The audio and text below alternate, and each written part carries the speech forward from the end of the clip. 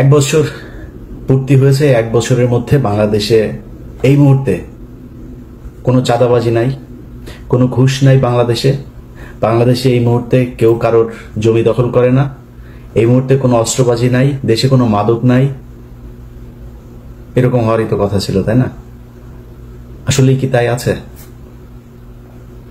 এই দেশের কোন জায়গায় কোন প্রতিষ্ঠানটার পরিবর্তন হয়েছে আমাকে একটু বলেন। সারা দেশের অবস্থা যা ছিল তাই আছে। এর জন্য এতগুলো মানুষ জীবন দেয়নি। তারপরেও বিশ্বাস করি যে হয়তো একটা ভালো কিছু হবে, নির্বাচন হবে, নির্বাচনের পরে একটা সরকার আসবে, সেই সরকার এই দেশের মানুষের জন্য কিছু করবে। আমি ডক্টর ইউনূসের যে সরকার, এই ইউনূসের সরকারকে আমি একটা ব্যর্থ সরকার বলবো। তিনি কিছু চাঁদাবাজ নিয়ে তারপরে তার আশপাশে তিনি একটা রাষ্ট্র চালাচ্ছেন। ব্যক্তিগতভাবে তার টাদাবাজির ব্যাপারে কিছু জানি না, কিন্তু একটা করাপ্টেড একটা গভর্নমেন্ট তিনি পরিচালনা করছেন। বাট ইউনূসকে আমাদের দরকার ছিল। এখনো পর্যন্ত ভারতীয় যে আগ্রাসন, এই গত কয়েকদিন আগে যুক্তরাষ্ট্রের সাথে যে কূটনৈতিক দর কষাকষি, এগুলোর জন্যই মূলত তাকে আমাদের খুব দরকার ছিল। তিনি ছিলেন, আছেন, আমার কোনো সমস্যা, সামনেও তাকে একটা ভালো জায়গায় রাখা হোক। এখন আপনি আমাকে বলবেন যে ভাই, এক এক করে যদি বলতে যাই, ইউনূস সরকার বলেন, বিএনপি বলেন, এনসিপি বলেন, জামাত বলেন, সবখানেই একটা সমালোচনা করার জায়গা আছে। কে কি করছে এটার আমি বললাম না, আপনারা দেশে আছেন, আপনারা সবাই জানেন। আমি আর বিতর্কিত আজকে আর কোনো বক্তব্য দিতে চাই না, যে কারণে এগুলো নিয়ে আলোচনায় না গেলাম। আমি আওয়ামী লীগ ক্ষমতায় থাকাকালীন কিছু কথা বলতাম যে আমি কখনোই চাঁদাবাজি, দুর্নীতি এগুলোর জন্য আমার এই যুদ্ধ না। আমার যুদ্ধের একটা জায়গা আছে, সেটা হচ্ছে ভারত বিরোধিতা। কারণ আমার এই দেশের সব সমস্যার মূল কারণ হচ্ছে ভারত। আমরা ভারত নিয়ে কথা বলতাম, আমাদেরকে বলতো আমরা হইলাম এগুলি নিয়ে নাকি সব গুজব ছড়ায়, এগুলি কোনো সত্যি কিছু নাই। শেষ পর্যন্ত সেই ভারতে কিন্তু এই স্বৈরাচারকে নিয়ে জায়গা দিয়ে রেখেছে। এই ভারতীয় এখনো পর্যন্ত তাদের জায়গা থেকে দেখেন, 2 দিন আগেও ভারতীয় পররাষ্ট্রমন্ত্রী বলে যে আমাদের খুব কি দৃষ্টি, সূক্ষ্ম দৃষ্টি না কি যেন এক দৃষ্টি রাখছেন তিনি। তুই কে রে বেটা, আমার দেশের কি হবে সেটা দৃষ্টি রাখার জন্য? তোর এনে হাগার পায়খানা নাই, তুই পায়খানা বানা আগে।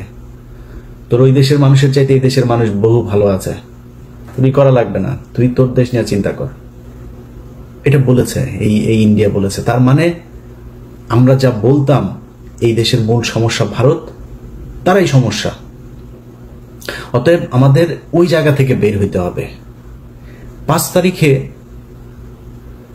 বিশেষ করে বিএনপির কথা বলি, বিএনপির কিছু বক্তব্য শুনে মনে হচ্ছে ঠিক আওয়ামী লীগের কথা বলছে, এরকম মনে হয়। আমি ওটা যদি শুধু অডিও শুনি এবং ওই ভয়েসটা যদি আমি রেকগনাইজ করতে না পারি, তাহলে আমার মনে হবে আওয়ামী লীগের কেউ বক্তব্য দিচ্ছে।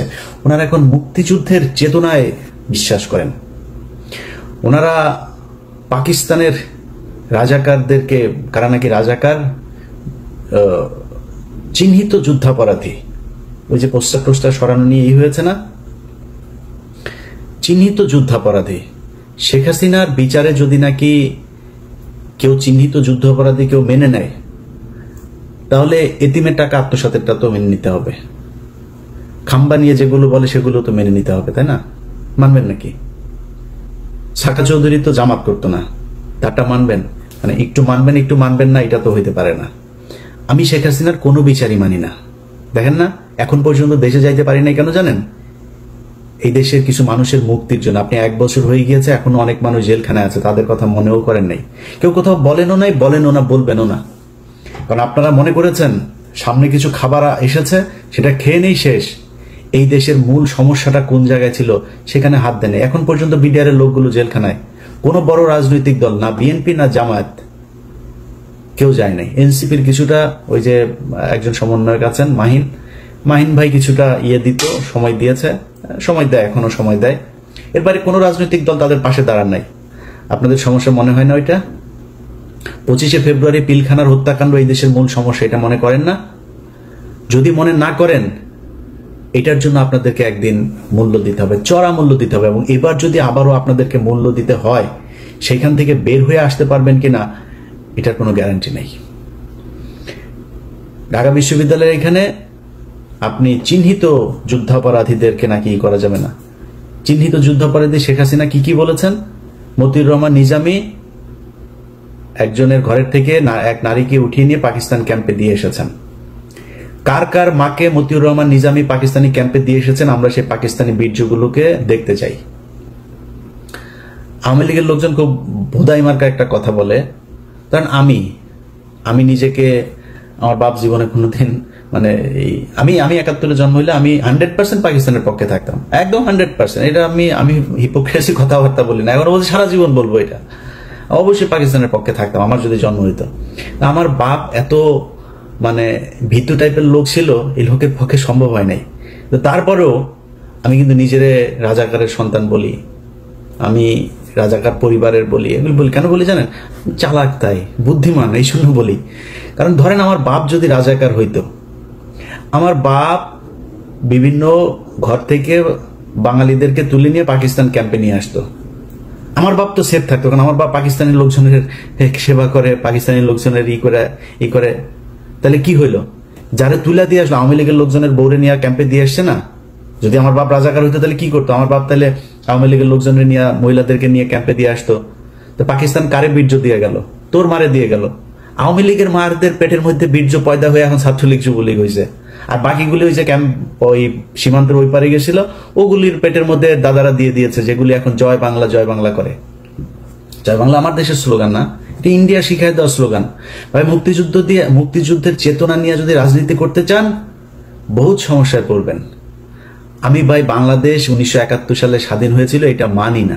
এখন আপনি আমার যা মনে চায় তাই বলতে পারেন, কারণ ওইটা ভারত আর পাকিস্তানের যুদ্ধ ছিল, সেটা ভারত এখনো বলে, এবং বাংলাদেশের পক্ষ থেকে ওইটার ব্যাপারে কোনো ধরনের কোনো প্রতিবাদ এখন পর্যন্ত করা হয়নি। এইবার প্রথম এই সরকার আসার পরে করেছে, ওইটা আমি এনাফ মনে করি না। আপনি যদি মনে করেন ওইটা আপনার স্বাধীনতার যুদ্ধ, ওই ব্যাপারে আপনি প্রকট, আপনি একদম পুরোপুরি এক ইয়ের মধ্যে থাকবেন, তাহলে তো আপনাকে তাদের সাথে সব ধরনের চুক্তি বাতিল করতে হবে, সব ধরনের থেকে সম্পর্ক থেকে বের হয়ে আসতে হবে। আসেন নাই, তার মানে তাদের ওইটা আপনি সহ্য করেন, তাহলে ওইটা যুদ্ধ না। ভারত আর পাকিস্তানের যুদ্ধ ভারত এখনো সেলিব্রেট করে। এখন আপনি যদি মনে করেন, আমি কিছুক্ষণের জন্য এটা মানলাম যে আপনার ভারত পাকিস্তানের যুদ্ধ, এই মানে বাংলাদেশের মুক্তিযুদ্ধ। আমার এই ভিডিও এই মুহূর্তে যে মানুষগুলো দেখছেন, আমার ভিডিও পজ দিয়ে একটু 2 মিনিট চিন্তা করেন যে আমি আমার আশপাশে, আমার আত্মীয় স্বজন, আমার গ্রামের আশপাশের যত গ্রাম আছে, কতজন মুক্তিযুদ্ধ ছিল। মুক্তিযোদ্ধা যে কটা আছে তার 80% ভুয়া।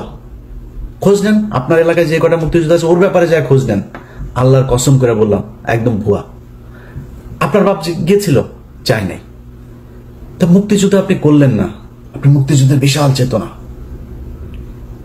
এই যে এই সরকার এসে 1 বছর হলো, আপনি মুক্তিযুদ্ধের তালিকা বের করেন না কেন? কতজন মারা গিয়েছে আসলে তার তালিকা আপনি করেন না কেন? 30 লাখ, 3 লাখ, 3,000, এটা কি কেন করেন না? ওইখানে ইস্যু একটা আছে যে এটা করতে মানে বের করতে চায় না। ভাই আমরা তো চাই সেই যুদ্ধে কতজন মানুষ মারা গিয়েছে তাদের প্রতি আমরা সম্মান জানাইতে চাই, বার করেন। আপনি ভিডিও দেখছেন না, বার যেহেতু করেন, আপনাকে দায়িত্ব দিলাম বের করার জন্য। আপনি চোখ বন্ধ করে চিন্তা করেন আপনার 14 গোষ্ঠীর মধ্যে 71-এ মারা গিয়েছে কেউ আছে কিনা। পাকিস্তানি মিলিটারিরা এসে কারোর মাকে তুলে নিয়ে তারপরে প্রোডাকশন দিয়ে দিয়েছে, যদি একটা খুঁজে পান কান কেটে শুনেছি, উনি বলেছেন, তিনি বলেছেন, এইটা দিয়ে কোনো ইতিহাস হয় না। আপনি এখন ওই যে আওয়ামী লীগের মতো বা এত আবেগ থাকলে তো সমস্যা। আমার কথা শুনলে আমাকে পছন্দ করেন এরকম অনেক মানুষের, ভাই আপনি তাহলে মনে করেন যে কিছুই হয় নাই। 3 তারিখ ডিসেম্বরের 3 তারিখ থেকে ভারত যৌথ বাহিনী হামলা শুরু করেছে। পাকিস্তানের অস্ত্র ছিল না, ওই দিক থেকে সৈন্য আসছিল, সেটা আসতে পারে নাই। 7ম নৌবহর পাঠাবে, সেটা নিয়ে সমস্যা। ওই দিক দিয়ে ভারত এই সাগর বন্ধ করে শ্রীলঙ্কা হয়ে আসতে চায়, দেরি হয়েছে। পাকিস্তান মিলিটারি পারে নাই ভারতের সাথে যুদ্ধ করে, ভারত করেছে। আরে ভাই আপনি কোন যুক্তিতে আমার কাছে আসবেন? 16ই ডিসেম্বর দেখান আপনি বাংলাদেশের একটা মানুষকে সেই জায়গায় ছিল, কেন ছিল না? এগুলি নিজের কোশ্চেন করেন। আমি আমার নিজের কথা বলি, আমি ছোটবেলা থেকে মুক্তিযুদ্ধ মানে ওই যে সিনেমা দেখতাম, বাংলা সিনেমা দেখতাম না, বাংলা সিনেমায় দেখা বাবারে নিজের সন্তানকে কাঁথার ভেতর থেকে বের করে মুক্তিযোদ্ধাকে ঘরের ভেতরে জায়গা দিয়া তারপরে মুক্তিযোদ্ধারে বাঁচাইলো, বিশাল এক নাটকীয় এক দৃশ্য অবতারণা করলো, করে মুভি একটা বানায় ফেলে। ওইটা দেখে দেখে বড় হয়েছে না। মানে কিছু না হইলেও কিছুটা তো আছে। শেখ মুজিবের প্রতি আমার ভীষণ রকমের শ্রদ্ধা ছিল, আমি স্বীকার করছি, বিশ্বাস করেন জানতাম না তাই। আরে শালায় তো একটা বদমাস, এমন কোন চাউরামি নাই যে এই শালা করে নাই। এই যে নারায়ণগঞ্জে চশমা ফেলে রেখে আসা বেশাব খানায়, মিথ্যা কথা না। ওর দলের এই যে শামসুল হক, ওর দলের এই লোকটারে জেলখানায় রেখে ওর বউরে সারা জীবন আকাম কুকাম করেছে। ওর বউ এই যে নিউ ইয়র্কে, এই যে আমেরিকায় এখন সম্ভবত নিউ জার্সিতে থাকেন, এই শালা এই যে পাপনের মা, এই পাপনের মারে এই যে রাষ্ট্রপতি ছিল জিল্লুর রহমান, এই শালায় তো ওরে কিছু করতে পারতো না। এই শালা শেখ মুজিব ওর এই আইবি রহমানরা আকাম কুকাম করতো। এটা নিয়ে শেখ মুজিব এই শেখ হাসিনার পরিবারে বিশাল গ্যাঞ্জাম হইতো। সুন্দরী ছিল তো শেখ মুজিব, এটারে এই করতো। পাকশাল ভাই, একটা মানুষের কোনো দল হবে না, খালি আমার দল একা। 30,000 মানুষের আপনি জাসদের মারলেন, আপনি দুর্ভিক্ষ করলেন, এত মানুষ মারা গেল, আপনি কোন দিক থেকে তার পক্ষে কথা বলবেন বলেন? তারপর ওই যে 7ই মার্চের ভাষণ শুনলে আমার নিজের লোম দাঁড়ায় যেত ভাই ছোটবেলায়। আস্তে আস্তে বিশেষ করে কয়েকটা বই পড়ার পরে ভাই আস্তে আস্তে বুঝলাম ঘটনা তো আসলে অন্য কিছু। আপনি বিএনপির লোকের বই পড়ার দরকার নাই, জিয়াউর রহমানের লেখা বই, তারেক রহমানের লেখা বই পড়ার দরকার নাই। আপনি মেজর জলিলের বইগুলো খালি পড়েন, ছোট ছোট চটি বই, অরক্ষিত স্বাধীনতা পরাধীনতা সহ 3-4টা বই আপনারা পড়বেন, পিডিএফ আছে। মেজর জলিলের খুব ছোট ছোট বই পড়লে বুঝবেন যে মুক্তিযুদ্ধ আসলে কি হয়েছিল, কেন 15ই মে এপ্রিল পর্যন্ত এই দেশে ভারতীয় সেনাবাহিনী থাকবে, কেন 16ই ডিসেম্বর এটা হইতে পারবে না। সো এগুলো হচ্ছে আমাদেরকে গেলানো হয়েছে মুজিববাদ প্রতিষ্ঠা করানোর জন্য। আমি আপনার সাথে মানে ফাউল তর্ক করতে চান, আপনাকে আমি কয়েকটা ক্লু ধরাই দিলাম, আপনি খোঁজ নেন। আপনার গ্রামে, আপনার আত্মীয় স্বজন, আপনার প্রতিবেশী, যত চারিদিকে যতটুকু কানেকশন আপনার আছে খুঁজে বার করেন যে পাকিস্তানের মিলিটারিরা এসে কারোর মাকে আকাম করিয়া গিয়েছেন, আমার একটু জানাবেন প্লিজ। কারোর বাড়িতে এসে পাকিস্তানের বাংলাদেশের মুসলমানকে এসে তারপরে মেরেছে? হ্যাঁ, অনেক হিন্দু মেরেছে, এটা সত্যি কথা। কারণ যুদ্ধটা তো ভারত পাকিস্তান, পাকিস্তানি বাহিনী জানতো, পাকিস্তানের সরকার জানতো যে আগরতলাতে গিয়ে শেখ মুজিব কি গ্যাঞ্জাম করে এসে, কি ষড়যন্ত্র করে এসে, সেই কারণে তাকে ক্ষমতায় বসতে দেওয়া হয় নাই। যে এর দিলে তো এই তো ইন্ডিয়ার কাছে বিক্রি করে দিবে দেশ, জন্য করা হয় নাই। কিন্তু আমরা যদি স্বাধীনতার কথা বলেন, আলটিমেটলি পাকিস্তানের রাজনীতিবিদরা যে পরিমাণে করাপ্টেড, আমাদের মতোই, এই দেশ এমনি টিকতো না। পাকিস্তান এখন দেখেন এখনো ভাগ হইতে যাচ্ছে, এই দেশ টিকতো না, ইন্ডিয়াও টিকবে না, টুডে টুমোরো এটা টিকবে না, আপনার বলে রাখলাম। আমরা স্বাধীন হইতেই হতো, বাট এই যে আমাদের যে গল্প সাজিয়ে দিয়ে দেওয়া হয়েছে, এই ন্যারেটিভ তো আওয়ামী লীগের ন্যারেটিভ, ইন্ডিয়ান ন্যারেটিভ। আপনি এখন এটারে করছেন স্বাধীনতার চেতনা, জাতীয় সঙ্গীত। ওই যে ছাত্র দলের সাধারণ সম্পাদক, ওর বাপ ছিল আওয়ামী লীগের নেতা, ওর আওয়ামী লীগের নেতার ওই বাপেরে আওয়ামী লীগ এখন শিখাই দেয় তোমার ছেলেরে দিয়া তুমি এগুলি করবা। এই কালকে যে ছাত্র দলে ঢাকা বিশ্ববিদ্যালয় যেটা করেছে, এই করেছে, এই নাসিরের কারণে হয়েছে এটা, কারণ নাসিরের বাপ আওয়ামী লীগ নেতা, ও করবে না এটা। ওইটারে জাতীয় সঙ্গীতের পক্ষে কথা বলে। আপনার জাতীয় সঙ্গীত কোন পয়েন্টে আমার সাথে আসবে? জাতীয় সঙ্গীত বাংলাদেশের কোন নাগরিকের না। জাতীয় সঙ্গীত লেখা হয়েছিল 1905 সালে বাংলাদেশের বিরুদ্ধে, বঙ্গভঙ্গের বিরুদ্ধে করা হয়েছিল। জাতীয় সঙ্গীতের সুরটা গগন হর করার চুরি করা সুর, কোন পয়েন্টে এটা আমার জাতীয় সঙ্গীত থাকবে? আমার বল। এত আবেগ হয়ে তো লাভ নেই, এটা আবেগীয় না। ওর বাপ আওয়ামী লীগ করে, এই নাসিরের বাপ আওয়ামী লীগ, খোঁজ নেন ইয়েতে যায়, এই নোয়াখালীতে যায়, ওর বাপ আওয়ামী লীগ করতো, যেই কারণে ও আজকে এইটা করে, এই পক্ষে কথা বলে। তো এখন এগুলি যদি করতে আসেন ভাই, আমি আগেই যেটা বলছিলাম যে আমি দুর্নীতি এগুলো নিয়ে ভাই আমার কোনো ইন্টারেস্ট নাই, এটা করবেনি। অনেক মানুষ এসে বলতে পারে ইলিয়াস ভাই আপনি দুর্নীতির বিরুদ্ধে কিছু বলেন, চাঁদাবাজি নিয়ে কিছু বলবেন না। ভাই যার সুযোগ নাই সে চাঁদাবাজি করে না, যার সুযোগ আছে, আমি তো দেখছি তো একজন ম্যাডাম, নাম বললে চাকরি থাকবে না, ম্যাডাম দ্বিতীয় শেখ রেহানা হতে যাচ্ছেন, নাম আর বললাম না, ম্যাডাম দ্বিতীয় শেখ হাসিনা হতে, শেখ রেহানা হতে যাচ্ছেন। ম্যাডামের স্বামী নাই, এবার খুঁজে বার করেন গিয়ে যান, যা করতেছে ভাই। আমার এখন যদি নাকি আমি করতে যাই এক এক করে, যদি আমার কোনো বন্ধু থাকবে না ভাই, এত প্রেশার নিতে পারবো না, দরকার নাই।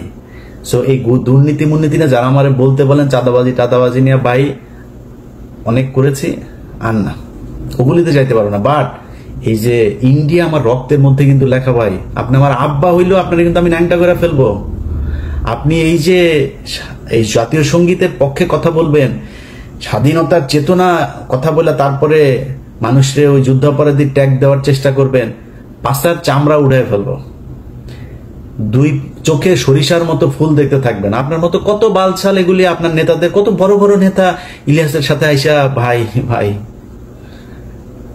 কিছু বলি না, বললে যদি চাঁদাবাজি নিয়ে কথা বলা শুরু করি একটাও দাঁড়াইতে পারবেন না। সব কয়টার জিনিসপত্র এগুলি সারাদিন আসতেই থাকে, ভাই এখানে আমার এটা করেছে ওইটা করেছে। ক্যামেরা বসায় রাখা লাগবে না, আমার ইমেল থেকে যদি খালি উজাড় করে দেই তাহলে পদে থাকা নেতা একটারও খুঁজে পাবেন না। সব মির্জা আব্বাস এত টাকা পয়সা, ব্যাংকের মালিক, এখনো চাঁদার টাকার ভাগ নেয় সন্ধ্যায়, তো বাদ নাই তো কেউ। আর অনেকে নাম বললাম না, টেকনিক্যালি নামটা আমি করে যাচ্ছি। ছাত্রদের প্রতি আমার একটা ভালোবাসা আছে জুলাইয়ের কারণে, যে যত বালপাকনা কথাবার্তা বলেন ভাই সমস্যা নাই, এই ছাত্রদের কারণে আজকে মানে এই আলহামদুলিল্লাহ বললাম যে আল্লাহ অনেক ভালো রেখেছে আগের চাইতে, এই একমাত্র এদের কারণে। সো এদের প্রতি এই সম্মানটুকু সারা জীবন দিয়ে যাও। এদের সাথে ব্যক্তিগতভাবে অনেকের সাথে সম্পর্ক থাকবে, ভালো থাকবে না, বাট এদের ওভারঅল এই জুলাই যোদ্ধাদের প্রতি এই সম্মান, এটা আপনি দিবেন না সেটা আপনার ব্যাপার, আমি দিয়েই যাব। অনেকের কথাই বলছি না, কিন্তু চাঁদাবাজি টাদাবাজি এগুলো চলেই যাচ্ছে, বাট ওই জায়গাতে আঘাত করেন না, তাইলে কিন্তু সমস্যা হয়ে যাবে। কথাবার্তা শুনলে যেন আপনার, কিছুদিন আগে এক চাঁদাবাজারে দেখলাম, এক চাঁদাবাজারে দেখি সে বলতেছে এই কি আওয়ামী লীগের ওই ইয়েটা ছিল যে বাংলার তুমি কে আমি কে তুমি কে, ওই যে বাঙালি বাঙালি বাঙালি বাঙালি, এটা তো পশ্চিম বাংলার ডায়লগ, ওরা আমাদের বাংলার সাথে, এই তো আওয়ামী লীগের ডায়লগ এগুলি, তুমি কে আমি কে বাঙালি, গণজাগরণ মঞ্চের ডায়লগ, সবকিছু মিলা গেলে তোমাদেরকে ওইদিকে মিলাই দেওয়া হবে। সো খুব সাবধানে কাজ করতে হবে। আমরা এত বাল কারোটা খাইও না পড়িও না, এত পাকনামি করার কিছু নাই। সবশেষ এই যে কথাবার্তা বললাম সব কিন্তু থ্রেট করলাম, কিছু বলি নাই কিন্তু, করবো টরবো এগুলি জাস্ট থ্রেট করলাম। কিন্তু আমি একতা চাই, ঐক্যবদ্ধ হন, এটা চাই। বিএনপি জামাত এনসিপি আপনাদের ভেতরে রাজনৈতিক দ্বন্দ্ব থাকবে, 71 টাইনেন না, এমনি দ্বন্দ্ব থাকবে। কে কট্টু চাঁদাবাজি করেন, কে কট্টু দখলবাজি করেন, কি করেন, এটা জনগণ রায় দিয়ে দিবে, জনগণের উপরে ছেড়ে দেন। আপনি যদি মনে করেন যে না আমি জামাতের চাইতে ভালো হইতে চাই, জামাত যদি মনে করেন আমি বিএনপির চাইতে ভালো হইতে চাই, তাহলে বিএনপির চেয়ে ভালো কাজ করেন, এমনি আপনি ভালো থাকবেন, এমনি পাবলিকের ভোট পাবেন। এগুলো নিয়ে কথা বলতে চাই না, কিন্তু কোন দল যদি এই মুক্তিযুদ্ধের নামে যদি নাকি আবার ফের বিভাজনের চেষ্টা করে, তার বিরুদ্ধে কিন্তু সরাসরি দাঁড়াবো। তখন কিন্তু কিছু বলতে পারবেন না, এক পিনাকিদার একার গুদাই নিতে পারেন না, আমাদেরকে চাতায়েন না। এটা বলে রাখলাম ভাই, ভবিষ্যতে ইন্ডি মার্ক করে রাখতেছি, কিন্তু কে কে কি বলেন এগুলি কিন্তু মনে আছে। ওই যে মিছিলের কথা বললাম একটা, তুমি কে আমি কে বাঙালি, ওরা কিন্তু মনে রাখছি। এই যে জাতীয় সঙ্গীতের কথা মনে রাখছি, কিন্তু যখন যেখানে হাতে কোনো কিছু পাওয়া যাবো ছেড়ে দেবো, পৃথিবীর কেউ তারেক রহমান ফোন করলেও শুনবো না, ছেড়ে দিব। তখন কান্নাকাটি করে লাভ হবে না। আগেই বলে রাখলাম খুব সাবধানে, এই মুক্তিযুদ্ধের বালের যুদ্ধ নিয়ে এত বেশি পাকনামি করা যাবে না। এটা দেশ স্বাধীন হওয়া দরকার ছিল, কেমনে হয়েছে এটা নিয়ে আমরা তর্কেই যেতে চাই না। তর্কে গেলে তর্কে আইসেন, আমি বই পুস্তক দিয়া দলিল দিয়া তারপরে বুঝাই দিব যদি যেতে চান তর্কে, বা তর্কে আমি যেতে চাই না। এটা নিয়ে দেশ স্বাধীন হয়েছে, বেটার।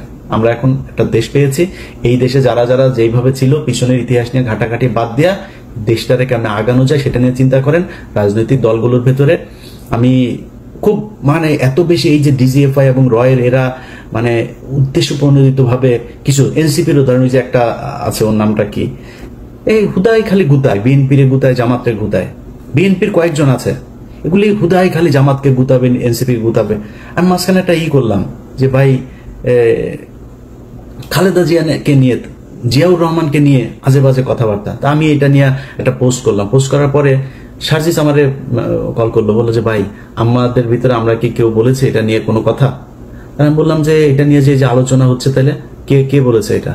বললো ভাই আমাদের ভিতরে তো কেউ বলে না, আমাদের কেন্দ্রীয় আপনি দেখেন হাসনাত, আমি, নাহিদ, মাহফুজ বা আমরা কেউ বলি না এটা নিয়ে। আমি দেখলাম আসলে বলে নাই। তো সার্জিসের ভেতরে তার মানে এটা নিয়ে তার উদারতা আছে। আপনারা সবাই বসেন ভাই, কোনো কিছু নিয়ে যদি সমস্যা হয় আপনারা বসেন, বসে তারপরে ঠিক করেন, এই জায়গাগুলোকে ঠিক করেন। কারণ এটা মাথায় রেখেন যে আওয়ামী লীগ যদি ব্যাক করে, কেউ এখনকার চাইতে ভালো থাকতে পারবেন না। আর আওয়ামী লীগ ব্যাক করার সুযোগ আপনারা তৈরি করে দিচ্ছেন। আওয়ামী লীগের সেই শক্তি নাই, কিন্তু এটা করবে ইন্ডিয়া, কারণ ওদেরকে সবসময় ইন্ডিয়া নিজের দল মনে করে। এই কারণে এই জায়গা থেকে যদি আপনি নিজেকে, দেশকে যদি নিরাপদে রাখতে চান, আপনাদের ভেতরে যা মনে চায়, যত মনে চায় দলাদলি, মারামারি, খুনাখুনি যা মনে চায় করেন। আওয়ামী লীগ, ইন্ডিয়ার মুক্তিযুদ্ধের ন্যারেটিভ, এই জায়গায় আমাদের সবাইকে ঐক্যবদ্ধ থাকতে হবে। আমি ভাই কোনো দলের না, আমার একবার বিএনপি জামাত বানায়, জামাত বিএনপি বানায়। আমি আগেই বলেছি আপনাদের, আমি বাংলাদেশে একমাত্র এক পার্টি করি, সেটার নাম হচ্ছে ইন্ডিয়ান পার্টি। আমার রক্তের যে গ্রুপ সেটা ইন্ডিয়া নেগেটিভ, এটা আমি সবসময় বলি, এখনো বলছি। ওই জায়গার বাইরে আমার কোনো কিছু করার নাই, আমার মাফ করে দিন। বাংলাদেশের বহু মানুষ আছেন যারা কিনা বলবেন যে ভাই আপনি চাঁদাবাজিকে করছেন।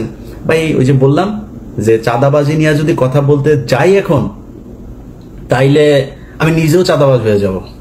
কেন জানেন? কারণ হচ্ছে যে অনেকের এরকম কমপ্লেন আসে যে সচিবালয়ে গিয়ে আমার সাথে চ্যাটিং আছে, সেটা দেখায় বলছে যে ভাই আমি কারোর ফোন করি নাই তা না, আমি অনেক সচিবরে ফোন করেছি, পুলিশের ঊর্ধ্বতন কর্তৃপক্ষকে ফোন করেছি। ফোন করে যদি নাকি একটা গরিব মানুষের একটা ন্যায্য পাওনা, সে যদি অনেকদিন ঘুরছে একটা জিনিস নিয়ে, আমি বলতে পারি ভাই এই লোকটার এটা যদি একদম কোট আনকোট ঠিক এইভাবে যত সচিবের সাথে কথা হয়েছে, যত উপদেষ্টার সাথে কথা হয়েছে, সবার কাছে, পুলিশ অফিসার সবার কাছে আমার একটা ডায়লগ খুব কমন, ভাই যদি ন্যায্য মনে করেন তাহলে কাজটা করে দিয়েন। এই লোকটা অনেকদিন ধরে ঘুরছে, যদি ন্যায্য হয়, অন্যায্য কোনো অনৈতিক কোনো আবদার, কোনো অনুরোধ, কোনো কিছু আমার কাছ থেকে কেউ যদি পান, জাস্ট আমার ফোন রেকর্ড করে ছেড়ে দিন। এখন আপনি যদি আমার নামে আপনার কেউ ভয় দেখায়, আপনি দুর্নীতি করেন, আমার ভয় দেখায় যদি কেউ আপনার কাছে টাকা পয়সা চায়, আপনি যদি দেন, আমি কি করবো? আমার কিছু করার নাই তো।